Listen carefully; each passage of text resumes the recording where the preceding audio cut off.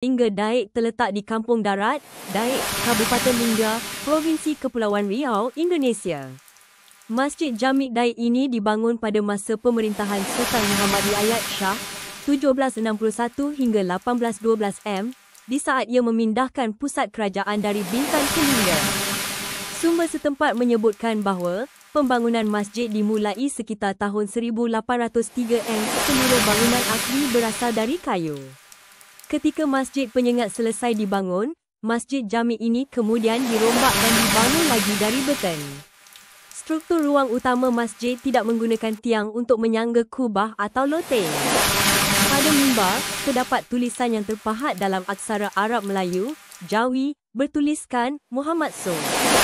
Pada 1212 H hari bulan Rabiul Awal kepada hari Isnin membuat mimbar di dalam negeri Semarang Tamatul Kalam. Hal ini memberi petunjuk bahawa mimbar indah ini dibuat di Semarang, Jawa Tengah dengan memasukkan motif-motif Melayu.